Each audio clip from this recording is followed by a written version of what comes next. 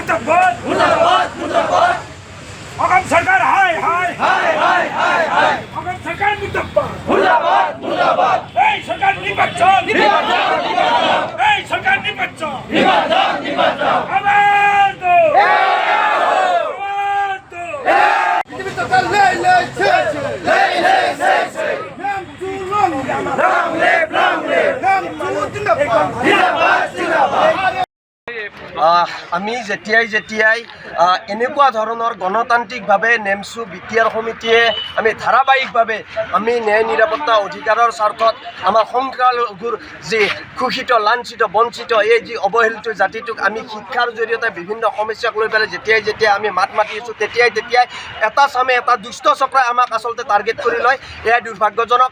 এই যিবিলাক মিছা অভিযোগ ইতিমধ্যে উত্থাপন কৰিছে তেখেতসকলে সেই বিষয় লৈ যিহেতু আইনৰ দ্বাৰস্থ হৈছে মই সেই বিষয়ে ক'বলগীয়া নাই। ইতিমধ্যে মোক বেল দিছে।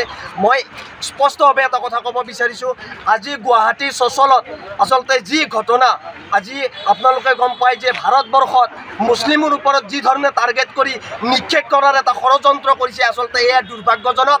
আজি ইয়াতে আমি শ প্ৰতিবাদকাৰীয়ে আজি প্ৰতিবাদ কৰিবলৈ বাধ্য হৈছোঁ। ৱাকাফ সংশোধনী যি আইন আচলতে তেখেতসকলে প্ৰথম অৱস্থাত বিল আনি লোকসভা ৰাজ্যসভাৰ লগতে মহামান্য যি আমাৰ ৰাষ্ট্ৰপতি মহোদয়ৰ জৰিয়তে যি আইনত পৰিণত কৰিলে এয়া এক দুৰ্ভাগ্যজনক।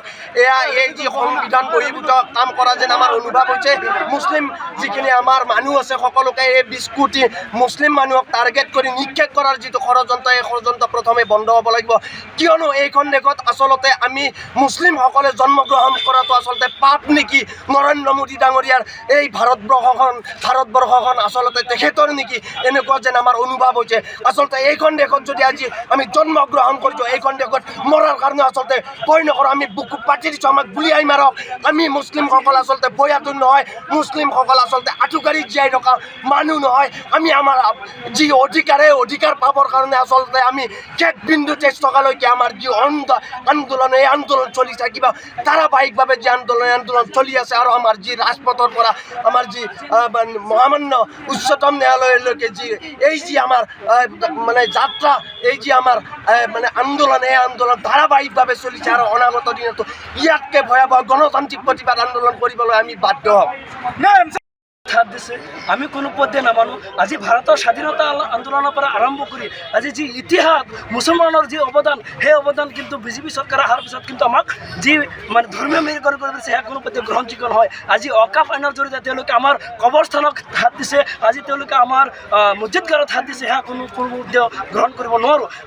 আজি আমাৰ তেওঁলোকক যি নিৰাপত্তা দিব লাগিছিল আজি যি ধৰ্মীয় মেৰুকৰণ কৰিছে সেয়া কোনো পধ্যে গ্ৰহণযোগ্য নহয়। আজি ইণ্ডিয়া গেটত চাব পাৰে হাজাৰ হাজাৰ মুছলমানৰ তেজৰ বলিদান তাত লিখা আছে। গতিকে সেই এতিয়া কোনো পধ্যে গ্ৰহণ কৰা নহ'ব। গতিকে আমি স্পষ্টভাৱে ক'ব বিচাৰিছোঁ যেন আজি এই আমাৰ সম্পত্তি আমি যেনেকৈ চলাব লাগে আমি চলাম। আজি যদি অকাপ সম্পত্তিত যদি কোনোবাই দুৰ্নীতি কৰিছে তদন্ত কৰক, তাত আমি পূৰ্ণ সহযোগ কৰিম। কিন্তু তেওঁলোকে আজি এই অকাপ সম্পত্তিখিনি তেওঁলোকৰ চকুত পৰিছে একমাত্ৰ বনীয়া গোষ্ঠীক তেওঁলোকে দিব আৰু সেইখিনি তেওঁলোকে পাব্লিক প্ৰপাৰ্টি হিচাপে ব্যৱহাৰ কৰিব। সেয়া কোনো পধ্যে নহয়। আমাৰ সম্পত্তি আমাৰ অধিকাৰ, যেতিয়ালৈকে আমাৰ গাত এক বিন্দু তেজ থাকিব আমি কিন্তু আন্দোলন কৰি থাকিম। আমি কোনো পধ্যেই মানি নলওঁ। আমি গোটেই ভাৰতবৰ্ষত তথা অসমৰ মুছলমানক আহ্বান জনাম, আপোনালোকে একত্ৰিত হওক। আমি এই আইনৰ বিৰুদ্ধে আমি মাৰ বান্ধি থিয় হ'ব লাগিব, অন্যথা এই আন্দোলন চলি থাকিব।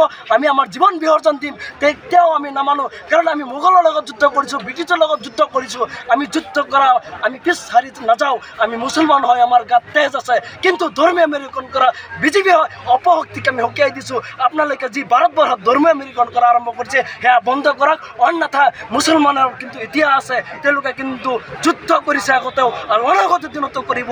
আমি কিন্তু প্ৰস্তুত হ'ব বিচাৰিছোঁ। আমি দৰকাৰ হ'লে দিল্লীত যাম, গোটেই ভাৰতবৰ্ষত আমি আন্দোলন কৰিম। আমি মুছলমানৰ আহ্বান জনাইছোঁ। এতিয়া তেওঁলোকে আমাৰ ঘৰত শুই থাকিবলৈ নাই, আমি শুই থাকিবলৈ নাই। আমাৰ ভৱিষ্যত প্ৰজন্মৰ কাৰণে আমি কবৰস্থ হ'বলৈ আমি তেওঁলোকৰ পৰা অনুমতি ল'ব লাগিব। আজি আমি বিবাহ হ'বলৈ আমি তেওঁলোকৰ পৰা কিবা অনুমতি ল'ব লাগিব। এইবিলাক বেগবৰ্ণ নচলিব।